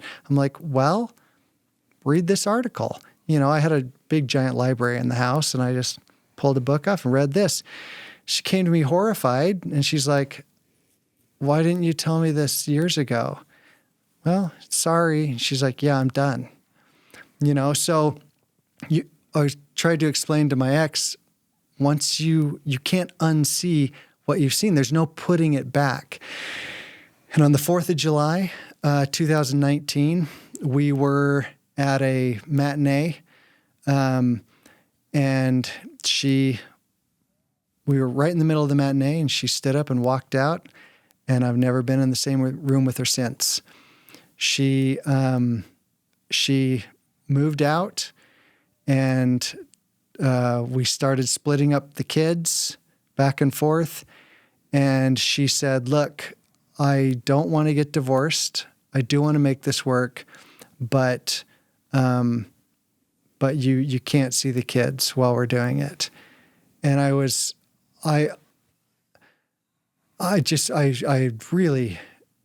really wanted to make it work. And I conceded to not see the kids. I think she had stopped talking to Jodi at this time, but it was still just in her head that me being around the kids is not good, and that we needed to be separated to make it work. And the kids were going back and forth a little bit through the end of 2019, but by October, they were just with her. And I didn't see him October, November, December. And in January, I was headed for a business trip to China to fulfill one of the biggest contracts that we had. And against her wishes, I stopped where she was staying, and I hugged the kids, and I spent 10, 15 minutes with them, and I went to the airport, and I landed in China right before COVID. And I couldn't leave China for 2 years. Because it would have bankrupted my company if I didn't have the ability to travel back and forth. And while I was in China, we finalized the divorce. And that was really, really hard because I couldn't leave China unless I had a residence permit. And I had started dating this wonderful English teacher in China, and we couldn't get married till the divorce was finalized. And my ex knew that. And so she wouldn't sign the divorce papers because she didn't want me to come home. And I had to compel her to sign them legally. And she did. I was able to get married to my current wife, and I was able to come home for a month and see the kids. Can I just note, one, I know you're feeling kind of emotional. I just have to note that this alienation, this parental alienation, feels exactly like the Ruby Franke, Kevin Franke situation, because everybody was asking, how did Ruby Franke's kids end up in handcuffs, tortured in the basement of Jodi Hildebrandt's house?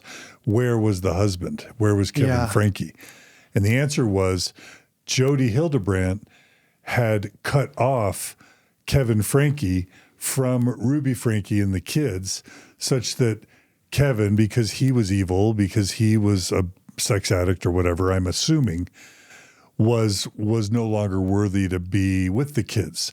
And this parental alienation is both how the husband becomes more and more disempowered and cut off from the family. It's also how Jodi Hildebrandt gets more and more power. It's almost like she takes on the patriarchal, and in Mormon parlance, the male role. Jodi Hildebrandt becomes the patriarch of these families, tries to become really close with the wives, takes on the parenting role of the children, and cuts the husband out for months, if not years at a time.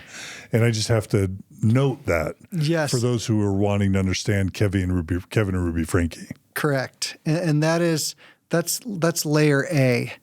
And layer B, my ex-wife is, if you met her, she would be the most believing Mormon you've ever met. There's nothing you could ever say or do to sway her testimony. And by being a believing Mormon, she's quite susceptible to gullibility. And she has this woman that talks to dead people, that talks to her dead grandma. And that Who's that? My ex-wife. She has this woman, this spiritual lady. This isn't Jodi. This is someone else. Somebody else, and it's gonna get to Jodi. Like back when we lived in Burley, Brian Regan, the comedian, had a special. I wanted to watch it, but he says "son of a bitch" in it, and she turned it off. And she had to call her and get her grandma's permission to finish the movie. And her grandma told this medium lady, whatever you call them, yes, Brian Regan's okay, you can watch it. So she gets her dead grandma's approval on lots of things. After I left the church, she had this woman ask her grandma to look at my soul, and my soul was dark and black. And so when Jodi says, "Your husband's a monster," my dead grandma has vetted that. So she knows it. She fully knows from her grandmother that died years and years ago that my soul is black. And she has a health professional, Jodi, saying, yes, he's a monster and he has raped your children spiritually. He cannot be in the household. Okay, and I just want to tie all these pieces together. So now you're giving sort of Chad Daybell, Lori Vallow vibes, this idea of some sort of powerful spiritual being like Julie Rowe, like Chad Daybell, is able to, is one, potentially able to communicate with dead spirits. Mm-hmm. And that Tim Ballard also relied on a medium who was able to claim that she could talk to Nephi or whoever. Mm-hmm.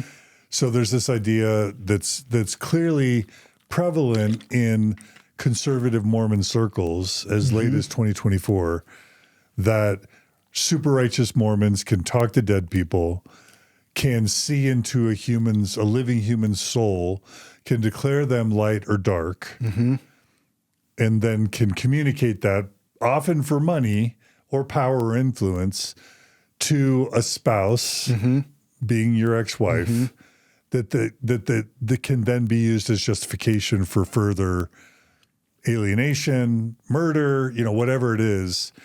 You're seriously pulling Tim Ballard, Chad Daybell, Lori Vallow, Jodi Hildebrandt, Ruby Franke, Kevin Franke, like all of these different influences are converging in your story. And at the center of it was Visions of Glory. That sat on our non-coffee table for years. Your postum table. Our postum table had Visions of Glory by John Pontius. Yes. Who is actually, I'm trying to think of the name. Thom Harrison? Yeah. Which we've also covered on Mormon Stories, which is a book about a near-death experience that Thom Harrison claimed, he had the ability to communicate with dead people and all that. When we got that book, our food storage went from 1 year to 2 year food storage. And that book was often discussed between my ex-wife and her medium. I don't know how we came across that book. Maybe it was from her, maybe it was somewhere else, but it was pivotal in our household. So getting back to how susceptible my ex was to Jodi, like my parents who are active saw right through Jodi. My best friend from the band, we've been best friends since 5th grade. When I told him about Jodi, he saw right through it. Every therapist we worked through saw right through it. But the programming of my ex-wife's belief was so deep and so ingrained in these weird stories of A, every story Joseph Smith ever told, B, the stories her own father told about the kid ushering in the second coming, this woman that's talking to her dead grandma, Visions of Glory on the postum table, to have Jodi like just further all that she had been groomed to believe and think, and that not helping at all by hiding and lying for 10 years, and then erupting like a volcano of anger and disdain for the church. I was volatile when I was so angry with the church. Like I was letting my kids choose to go to church, but I was like, but I'll tell you why I kind of don't want you to go. I had so much anger. So yeah, the cards were stacked against her, or the deck was stacked against her hugely. She was so ripe to be manipulated by Jodi. And it was during the divorce, when we were splitting things up, that I had realized that almost our entire cash savings had gone to Jodi. It was like 30-something grand. I think like 36 or 38 grand that had gone to Jodi in that amount of time. And that was really heartbreaking to learn that we're not splitting up the savings. We know where it went. Anyway. And that's just an unethical amount of money to charge clients for totally scientifically illegitimate, harmful, unethical practices. Yeah. Yeah. Yeah, it is. So, there I am in China, haven't seen my kids. I'm stuck there due to COVID, but the divorce is finalized. I'm deeply in love with my new wife, falling in love. We're having a wonderful time together. When the borders finally opened and I was able to travel back home, it was just so wonderful to be with the kids and to, they're with me just under half the time. But the tentacles of Jodi are still in this divorce. When I've asked for more time with the kids, more custody time, longer vacations. The response has been not till you repair the dishonesty, not till you put back what you've stolen. And it's still been the same rhetoric, even in divorce. And I don't blame her. I really don't. I mean, I have empathy for the difficult position that my ex is in. I mean, she's been fed a bowl of lies her entire life and just knows it to be the gospel truth. And I don't want to end on a sad note. Like I mentioned to you earlier today, I'm happier than I've ever been. There's nothing incongruous in my life. My relationship with my current wife is totally honest and above board, and it's so wonderful. She's Chinese. She's never even heard of the Mormon Church till she came here, and just sees the temples and thinks the golden guy is funny, and like she doesn't. So there's no baggage there at all. There's no mutual ground of the church, and so it's been a wonderful fresh start and a wonderful relationship. And all 6 of my kids have left the church. And it's interesting, they all left for different reasons. And just like you find with any Mormon, it's not one thing. It's a host of all sorts of things. But I think, there's light at the end of the tunnel, and I think we're all looking up at this point. So if you had to summarize, let's just do first the Mormon Church and then Jodi Hildebrandt. So what were the teachings, the doctrine, the theology, the teachings, and the practices of the Mormon Church that you feel like were harmful to your marriage and that laid the groundwork, the framework for Jodi to come later, and then we'll talk about Jodi. So what teachings and then practices of the Mormon Church do you feel like harmed your marriage, just in summary? Doubt your doubts. You never express doubts. Of course you're going to have them. I mean, I'm saying that as a human. The church doesn't think you have doubts. If you're righteous, you won't have doubts. If you have the Spirit, you won't have doubts. You're referring to Elder Uchtdorf's recommendation that if you have doubts about the church's truthfulness, the Mormon Church's truthfulness, that you doubt your doubts. Correct. You're saying that harmed you. Well, of course. How? And years before Uchtdorf was even an apostle, or before he was even in the church, there is it's just culturally accepted that you don't talk about your doubts. You don't talk about the things, the problems. The church doesn't have problems. The church is perfect. The people aren't, but the church is. And the leaders aren't perfect, but God is, but they're following God. So you bury doubts. And so that's the underlying issue at first, doctrinally. Like, if you disbelieve, I mean, how many times in the Book of Mormon is it? He was killed because of his unbelief, trodden underfoot because of his unbelief. Like, bad things happen to people that don't believe. So if you don't believe, you bury that and you hide that. So that set a foundation in our relationship of dishonesty. And I honestly believe my ex-wife has never had one tiny doubt her whole life. I had many, and I couldn't bring them in. Or when I tried to a little bit, I was shut down. And I support her shutting me down because she was doing exactly what her leaders were telling her to do. Exactly. She was the one keeping the rules as taught. It was me that was breaking them by questioning. So by the church teaching your wife and you that doubts were evil, that they should be hidden or suppressed, that set you up to lie to your wife, and it set her to think that any doubts you had were evil and bad. Correct. And then the church teaches that personal revelations come, angels can show up, you can talk to dead people, you can look into people's souls, you can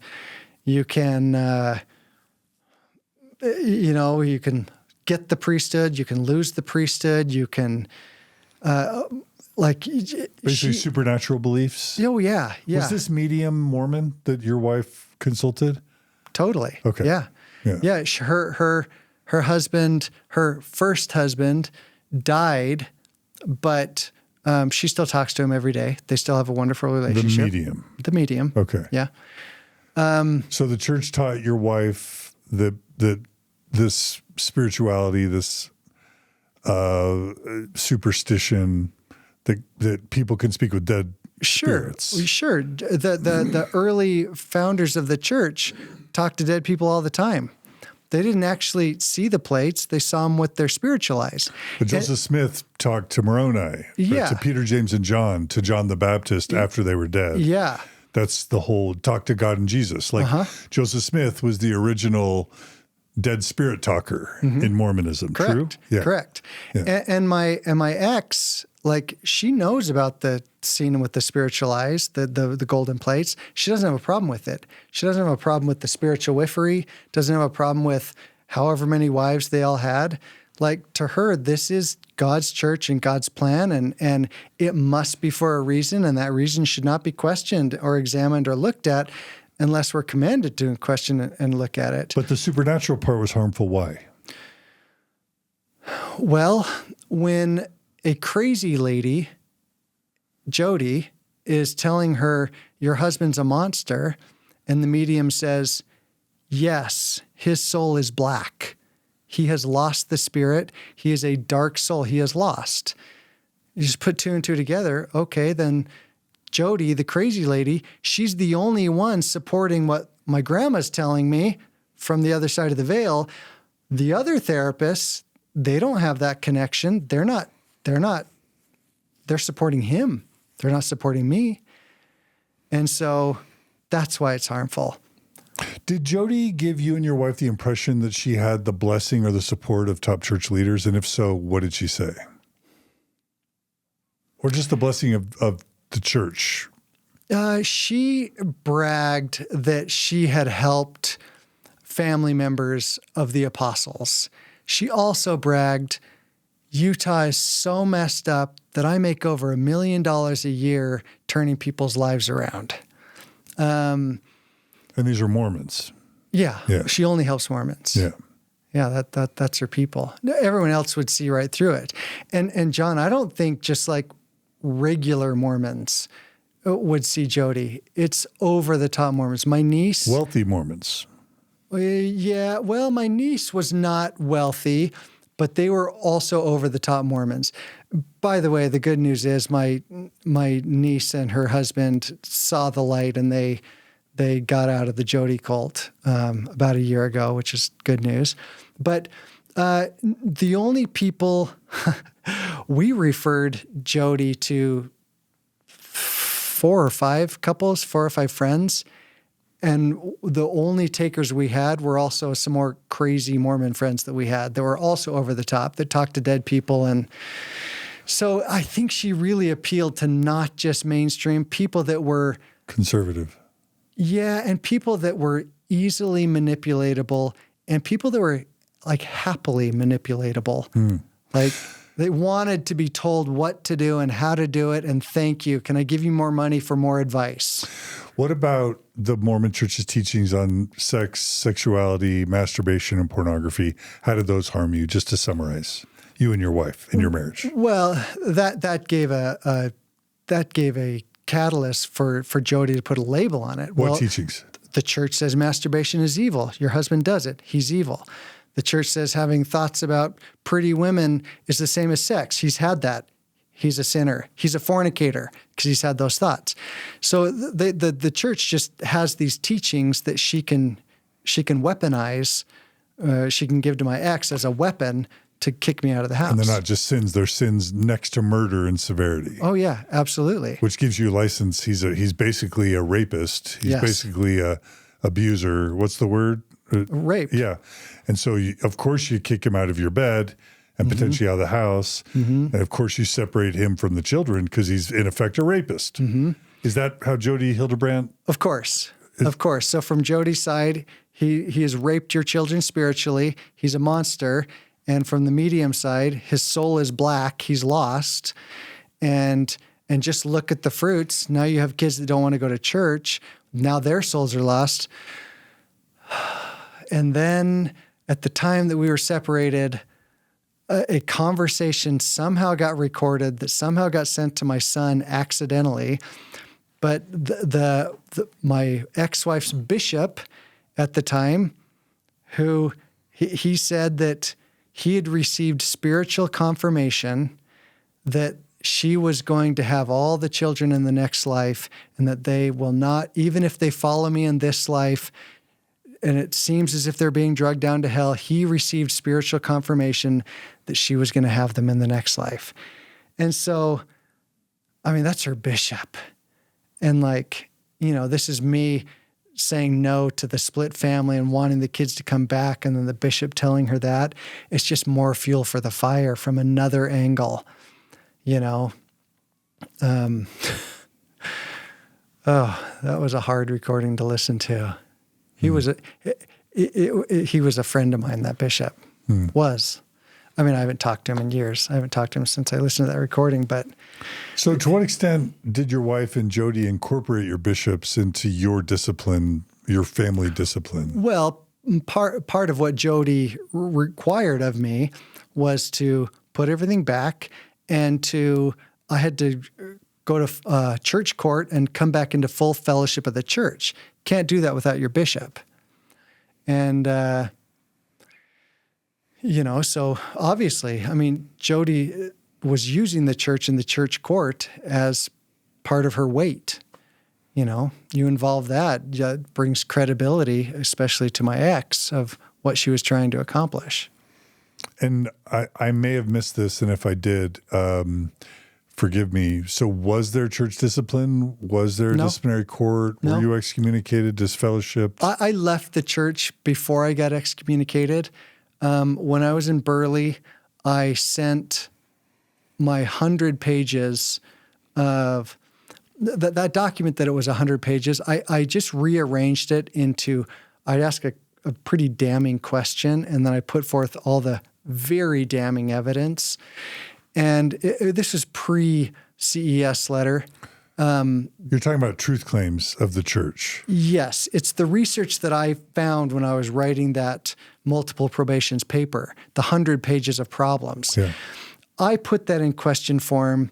I sent it to my bishop, and I said, hey, and this is after I told my wife I didn't believe. I said, I would like some answers to these questions. I don't believe, but I want to tell my kids. I'd like to tell my ex-wife. I want some answers.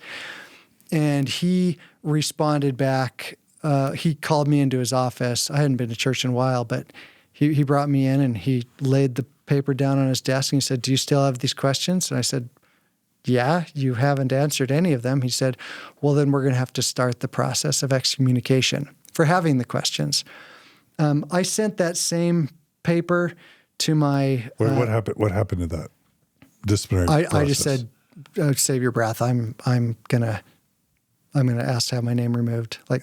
And did you? Oh yeah, I did. I did. So you that. resigned. Quitmormon.org. Okay. I just typed in the thing, sent in my driver's license, and... What year was that? This is 2018. Okay.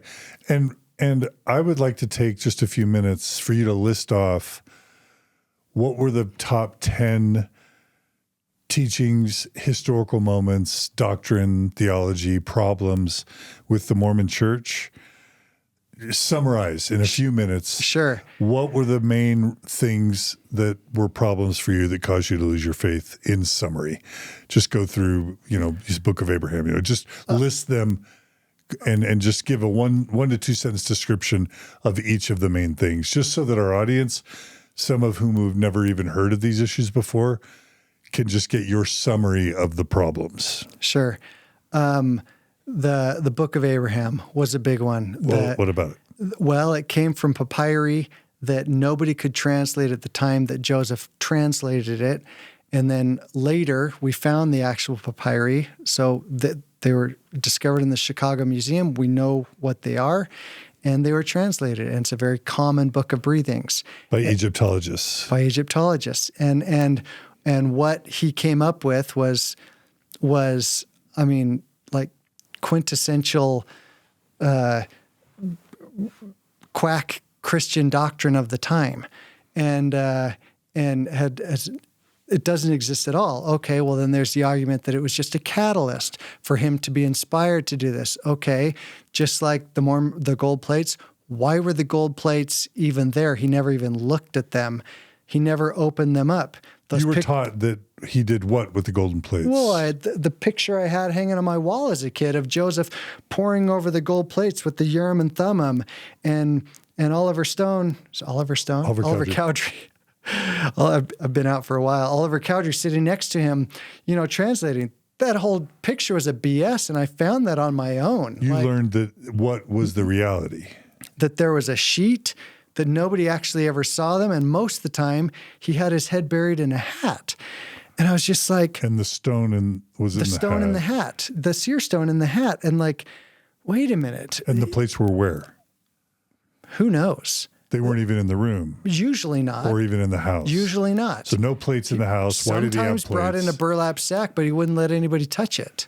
But certainly not sitting over the plates. He was putting his face in a hat with the stone in it, and the plates weren't even in the house. Correct. And that's different than what you were taught. Of course. The pictures I saw, the stories that I sang, the songs that I sang as a child, I'm finding this is a very different story. And do you want to tell them where the stone came from? I don't know. Oh, it came from digging a well. He was digging a well, and they found it, and he said, "Oh, this was so-and-so stone."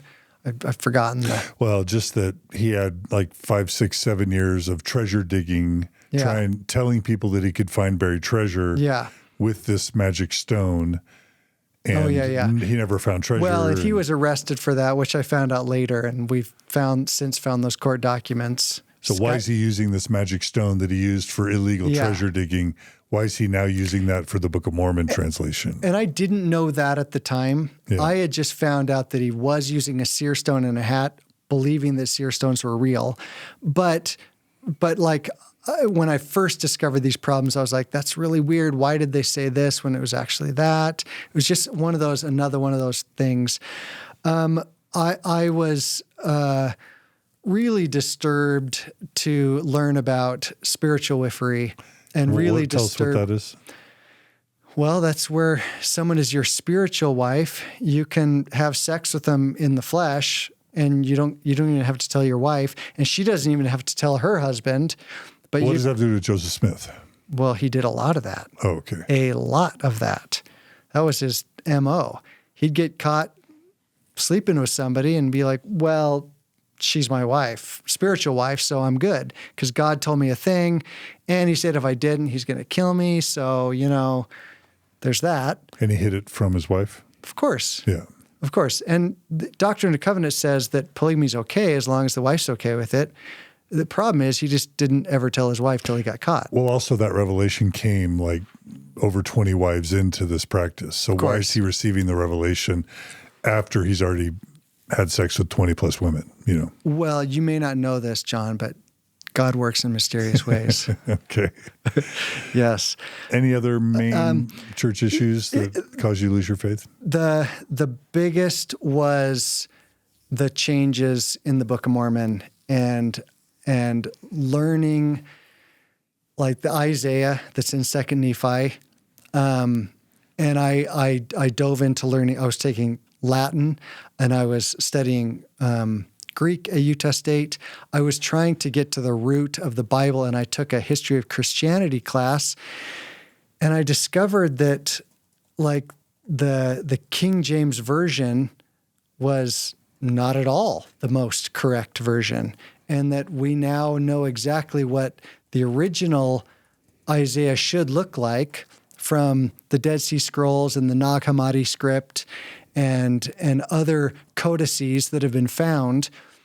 We now know like really what those Old Testament stories were. So to have 15th century English version of Isaiah showing up in the Book of Mormon, pretending to be the original Isaiah, an uncorrupted version, Like that was a huge blow. And I remember sitting in that class in History of Christianity in the basement of Old Main, just like, oh, this is not good. This doesn't make sense. Like, of course the church is true, but like, why would God give Joseph Smith this version from Middle England and not the original? I better bury this one deep. But that was probably the biggest one for me, that I wanted to know, like, what the hell, really, with this translation in the Book of Mormon. And there is no good answer for it. Like the Joseph Smith translation, the thick one, the real one, where he went through everything, you can't even buy that anymore. Like I found an old copy that BYU used to print, but the church, I mean, it's too embarrassing. The church has even given up on the Joseph Smith translation because it's so bad. And I was discovering that on my own slowly and just feeling more and more horrified, and bury that, and just keep the stuff that's good, keep the stuff that supports my belief over here. So that was probably what most of the questions are around. Okay. Those are the main things. Yeah. All right. Okay. So we probably covered the ways Jodi Hildebrandt harmed your marriage. Mm-hmm. Is there anything else you want to say about her? I mean, she's now confessed. She's now, what's it called when you admit that you were wrong? She's admitted guilt. She pled out. She took the plea. She pled guilty. Pled guilty to child abuse. She's going to serve multiple years in prison. How does it feel to see Jodi Hildebrandt get justice? Well, my older children and I cracked open a bottle of champagne the day that she was picked up, and we celebrated hard. I mean, we of course we were horrified for the kids, and we didn't know what the kids had been through at that time. Nobody did. We were just we felt so vindicated that she had been caught and locked up. Of course, I was surprised by the allegations that she was actually abusing a child. And in my worst daydream, I couldn't imagine that it was so bad. I listened to like what they actually admitted to and was horrified for those kids. So sad for those kids. However, back to the day we found out, we didn't know it was that bad, but we celebrated. We felt so vindicated. Like finally, we knew we were right, that she was crazy. We knew we were right, that what she was doing was wrong, and here's the proof. So that felt wonderful. Yeah. I can imagine. And the damage was done, but now you feel like you've moved on to a happier situation. So I went through about 2 years of pretty intense trauma therapy, and that was really, really helpful from an actual certified therapist that hasn't lost their license, and took my therapy goals into account. And I've really done a lot of healing, a lot of forgiveness of myself, forgiveness of my ex-wife. I'm not ready to forgive Jodi just yet. I'm going to hold on to some of that for a little while, but I say that a little bit in tongue in cheek. Jodi is an absolute charlatan. She's a horrible person, and I just imagine that something really, really bad happened to her when she was younger to turn her into what she became.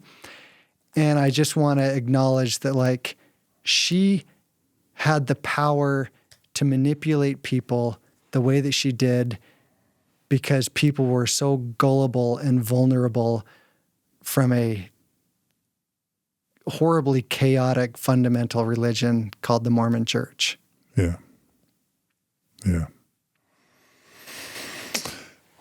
Well, I know that there are many, many victims, hundreds, if not thousands of victims of Jodi Hildebrandt. And I was just bummed that we had to pull down Adam Paulsteed's interview.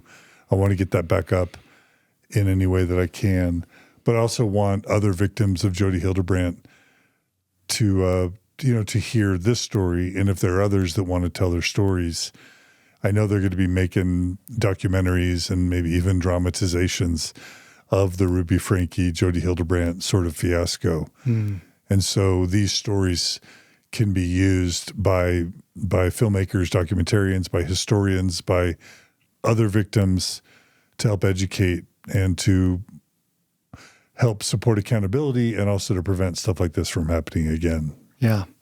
Yeah. Yep. The more knowledge that can get out, and the more people that fall away from the church, or at least have their eyes opened and want to stay in and change things, the better it is for everybody. The Mormon church is not unique in manipulating and lying to people, but it's who's in charge here in Utah. These are our people. These are our families. These are our friends. And so, the more we can do to help them, the better equipped they are. Yeah.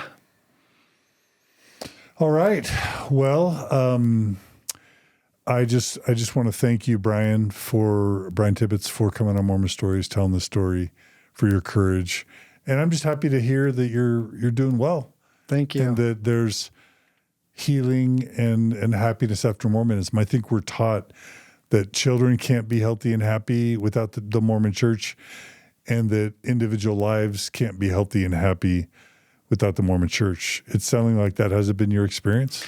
Not at all. After my volcano erupted and I had all the anger and shame and PTSD, after healing from that, I'm able to see it for what it is and understand it. Doesn't mean I like it, but I understand it. I have a place to put it, a place to work on it. And I've come into a deep satisfaction and happiness outside the Mormon church. And I wake up excited every day for the day ahead of me, and look forward to a long, happy life outside the church. Would you say your marriage now is healthier than your previous marriage? It's 100% healthier. And the reason is it's built on honesty and it's built on communication. Like my new wife, like, she knows if I'm traveling alone, what's going to happen. No problem. I'll just take care of it in the hotel room. I'll tell her about it. We'll talk about it. Do you want a video conference? Great. That's healthy too we had to get creative ways to connect when I was back in the States and before she was able to come to the U.S. She didn't come till February of last year. So, we had to date over the computer. And that would have never been an option in my first marriage. Just starting the relationship with everything laid out, like, this is who I am. And I have a one-up. I'm her first marriage. She's my second. But I know exactly what I did to blow up my first marriage and to set things in place so somebody like Jodi could take advantage of us. I know what I did, and I'm not going to repeat those mistakes. And what I did was I codependently hid from who I actually am. She's only seen the authentic me. And that's what brings me so much happiness in my daily life and in my relationship. She doesn't have to hide who she is. I don't have to hide who I am. When my kids come over to my house, they don't have to hide who they are. They get to be authentic in front of me, and any of their beliefs or sexual attractions or affiliations or anything. There's nothing that needs to be checked and hung at the door before they come in. And so that is made for a really peaceful, joyous household and a joyous life. Beautiful. Well, I'm happy for you. Thanks for you. sharing your story, and stay in touch. Thank you. Will do. All right. And thanks to everyone for joining us today on Mormon Stories. Again, if you were a victim of Jodi Hildebrandt and you feel like your story will add important details or color or a different perspective, please reach out. Email us at mormonstories@gmail.com. Please, we want to thank our donors who make all this possible. We lose donors every month. So if you value this type of content and want to see it continue, we would welcome you becoming a monthly donor at mormonstories.org. Click on the donate button, become a monthly donor, and we'll continue to provide this type of content for as long as you're able to support it. There are other ways you can support us, including subscribing on YouTube, on Facebook, on Instagram, on TikTok, liking our videos, commenting on our videos, sharing them with others. That all helps with the algorithms and helps us be sustainable. And we want to thank everyone who helps make all this possible. Julia, Gerardo, Maven, Brooklyn, our board. A lot of people's work goes into these episodes. And so we want to just acknowledge that. Appreciate all you, our viewers and listeners. Be good to each other, be kind to each other, and we'll see you all again soon on another episode of Mormon Stories Podcast. Take care.